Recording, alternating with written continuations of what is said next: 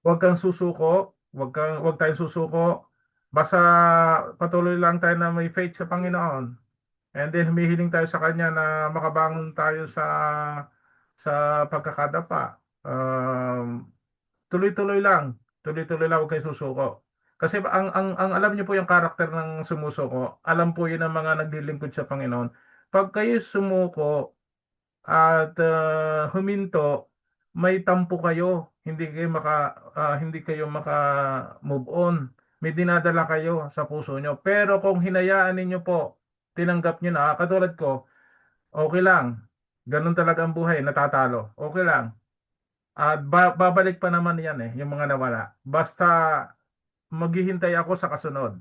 Yung mindset ko, aabangan ko yung kasunod. Baka doon na ako makabawi. Baka doon ako makakabig, no? Never ako magtampo sa Panginoon, never ako magtampo sa mga upline, sa mga taong nag-invite sa akin kasi ako nagdesisyon. Doon ang pray ko, okay lang. Kung natalo diyan, okay lang. Madali kong malampasan yan. Dahil ang buhay nga ho ay tuloy-tuloy ang takbo ng buhay. Yung mga nakaraan na, yung mga nakalipas na, hindi na natin maibabalik. Ang abangan natin, yung opportunity na ibinigay sa atin ng Panginoon, acceptin natin. Kasi ang opportunity, blessing, pag inaccept nyo pa yan. Tama po ba, Doc Dan, ang sinasabi ko? Ang opportunity from God, pero dapat acceptin mo. Kasi kung hindi mo acceptin, hindi po blessing yan. Bakit po? Nasabi ko. Meron po akong kausap kanina. Okay. Pinasa ko yung link ko sa Tag Market. Hindi niya pinansin. Hindi niya pinansin. Pero nag-registered siya. Kaya lang ayaw niya maglagay ng pera. 5 tao po yun. 5 tao po yun. Nakaibigan ko, mga leader po. 5 tao po. Hindi nila pinansin, hindi sila naglagay ng pera. Noong pinakitaan ko ngayon sila ng pera, sayang, sayang bro, kung ako'y sumabay sa'yo. Di sana meron akong $10,000 na kumikita araw-araw. Tapos meron pa akong, siyempre, kapag ikaw yung sumabay, ah makakapag-share ka. Bakit? Nagsimula kami sa $250, $500. Ang income po noon sa una, maliit lang.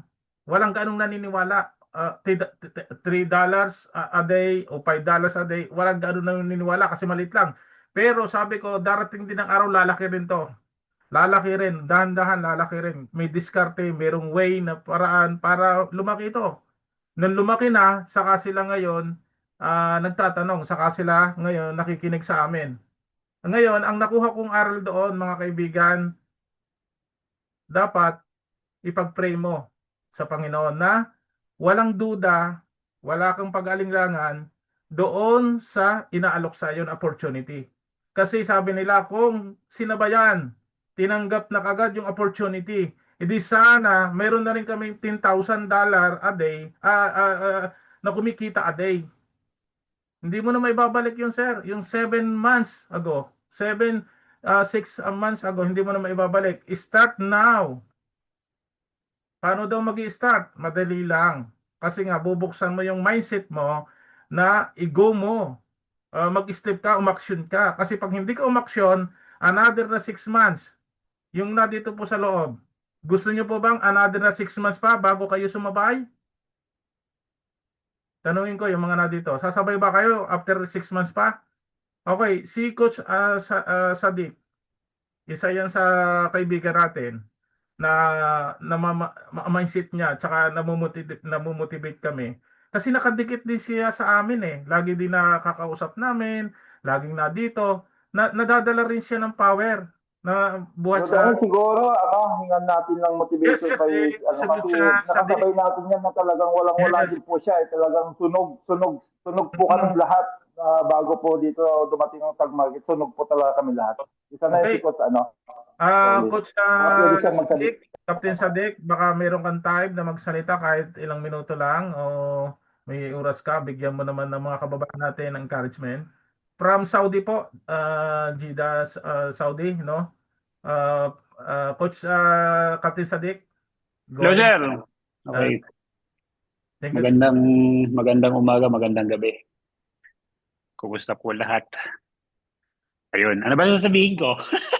Ah, sabihin mo lang yung totoo kung anong meron ang nangyari sa iyo, kung ano yung meron sa iyo Oo, ngayon. Actually, alam, magkano ba kinapital mo nung nagsimula ka, bro? 6 months ago, nung tayo nagsimula, magkano ba kinapital mo? unang pasok ko kasi para sa kalaman po ng lahat, nagsimula ako sa 150, I think, kung natatandaan ko. Ngayon, dahil po kasi nun ay ang kailangang minimum ay 250 para makuha yung level 10, ano, Hmm. pinilit po nating makapaglagay ng ng $250 sa kabila ng mga nakaraang talo sa company. Oh. No? Ngayon, alam nyo, para sa inyo pong kaalaman, ako, nainggit ako sa kanila eh. Yan, kay Sir Eddie, kay Sir Danny, nainggit ako sa kanila kasi yung capital nila, napalago nila sa pamamagitan ng pagre-reinvest. Sa akin po, hindi ko magawa yon kasi may binabayaran akong utang dahil dun sa mga natalo. Okay. So, nag-isip ako paano ko mapapalaki yung aking kapital. Tapos, como galing tayo sa pagkatalo, malakas pa rin po yung loob ko na mangutang, no? Para lang merong tawag nito, may ma-invest. I'm not saying na gawin niyo yung diskarte ko, di ba? Pero nakita ko po kasi sa tag market na alam ko na magtatagal, alam ko na bakit nakipartner ang C1 sa tag market, no? Eh yung C1 since before nandiyan po yan, 2019, di ba? O hanggang ngayon, C1 pa rin. Ngayon, gumawa ako ng paraan. So, naipon ko yung 250 hanggang sa nagkaroon ako ng pera dahil binigyan ako ng pag-ibig loans, which is accident pa rin yung nangyari. Siguro ibinigay ng poon, bakit ganun yung ibinigay sa akin ng pag-ibig. Ngayon, nung binigyan ako ng pag-ibig loan ng ganung kalaki, inisip ko kung saan ko ilalagay. So, nag-decide po ako, inilagay ko sa account ng anak ko. Bakit sa account ng anak ko? Kasi para under ko siya. So, ibig sabihin, may tao na ako, meron na akong kita para sa profit sharing. Kasi 250 yung ano ko yung 250 yung capital ko, yung main account ko, tapos dun sa anak ko ay inilagay ko yung 1,000. O di meron na agad akong profit sharing doon. Pag withdraw ko dun sa anak ko, nag-withdraw agad ako, again, hindi pa rin po ako nag-reinvest. Kasi nga, meron akong monthly loan na binabayaran. Eh kung wala po akong utang, baka mas malaki pa ang pera ko kay Sir Danny. Di ba? Yung 500 ni Sir Danny na inumpisahan, kung wala po akong loans, simula nung October po ako nag-join. Hanggang ngayon, hindi ako nagre-reinvest. Bakit? Ang monthly loan ko po na binabayaran, $150. Pero nung nakompleto ko naman ngayon, nagkaroon po ng minimum investment na naman para makakuha ka ng full sharing. Umabot naman ng 2,500 yung minimum para makakuha ka ng full sharing. Nagawan din po natin ang paraan yun. Doon ko pa rin inilagay sa account ng anak ko. So siya ang may profit sharing. Ako naman, meron akong lot commission and profit share doon sa kanyang wini-withdraw. So every time na mag-withdraw ako doon sa anak ko, may commission ako sa Stratify, $15 a week. Pwede na ba yan, Sir Danny? Ngayon, yung pong $15 na kinikita ko sa commission, yun na po yung nire-reinvest ko last month. Nag-start ako last month. Tapos, yung capital ko sa main account na 250, umabot siya ng 350, na-withdraw ko na po yung lahat. Kumbaga, bawi na yung capital ko noon. Tumubo na siya eh. Kasi makikita nyo po sa dashboard nyo, yung investment nyo plus yung withdrawal, makikita nyo po mas malaki yung withdrawal. Makikita nyo po yan sa dashboard nyo kung mayroon na po kayong dashboard at mayroon na po kayong withdrawal. So ganun po yung ginagawa ko ngayon. Yung kinikita sa tag market, kinikita ng anak ko sa 2.5. Ang problema ko po, alam nyo kung ano problema ko? Nakikita ng anak ko yung withdrawal. Kaya pa na hingi ng anak ko. Hindi ako makalimut ngayon sa kanya. Kasi dati yung nag-withdraw ka, pahingi ako agad kailangan ng ano. So at least, natuwa ako doon sa ginawa ko, doon sa account niya. Pinili kong magkaroon siya ng malaking account para masuportahan ko yung kanyang dentistry materials. Kasi dentist po yung anak ko sa inyong para sa inyong kaalaman. Ayun. So lahat po ng gastos ng anak ko nasasagot na rin halos ng tag market kasi every week po nagwi-withdraw ako $100. Kung noon nagwi-withdraw ako $100 a month, ngayon $100 a week. Okay. Yun na sir, Danny, Sir Oo, Eddie ang grabe isi-share yun. ko. Thank you very much, Coach Sadik. Kami natutuwa rin sa iyo at saka siyempre, hindi, Sir, hindi. But, sagutin ko lang din po yung question dyan, Ituloy ko na yung kasi nabasa ko eh. Ang sabi po is, magkano po ang $100 investment, paano po kikita? Hindi po kami nagbabase sa per day eh. Kasi depende po sa trades ng ating Sonic strategies. Para sa akin po yung pong observation ko, nagbabase po kami monthly. Ang monthly po namin dito, from 8% or sometimes 7% to 10%. Yun lang po yung expectation namin, Sir Anton. Pero, pwede po siyang tumaas at pwede ring bumaba. Okay? So, dati po, yung gaya na sinabi ko, yung 2,500, umabot po siya ng $400 a month ang profit nun. Kasi kung nag-withdraw ako ng $100 a week, so sa loob ng isang buwan, $400 yun. Yung 10% po ng 2.5 is 250. So, hindi po tayo nagbabase sa kasi minsan po, sasabihin ko sa inyo totoo, minsan po ang trade sa isang araw ay mababa. Minsan may talo. Pero, based on our experience, yung talo pong yun is babawiin din.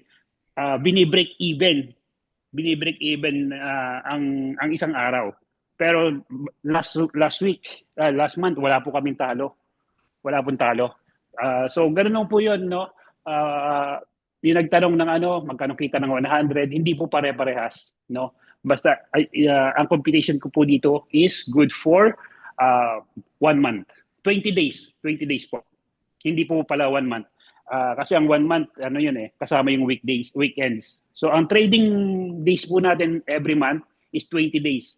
Pero minsan, wala pong trades kasi depende po yan sa takbo ng market. Pag nakita ng master traders natin na very volatile or malikot ang galaw, walang direksyon ang market, ang gold market natin, hindi po sila nagtitrades. Minsan, isang trades lang, pero yung isang trades na yon malaki.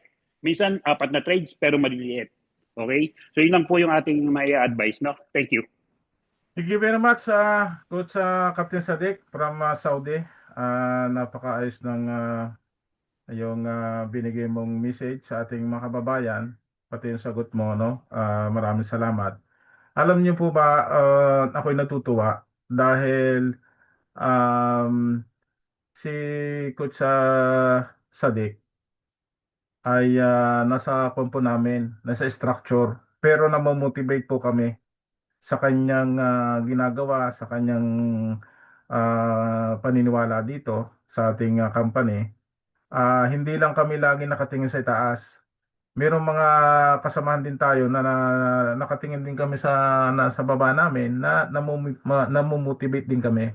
Natutuwa, lalo kaming sinisipag, lalo kaming talaga nagkakaroon ng energy sa mga taong lalo na kung nandito si Ma'am Opilia. Alam niyo ba si Ma'am Opilia, taga rito rin sa Italia, tahimik lang po siya. Pero sabi ko nga, parang mas malaki yung kinikita niya kaysa akin. Sabi ko, grabe. Ibang diskarte yung ginawa niya, di ba?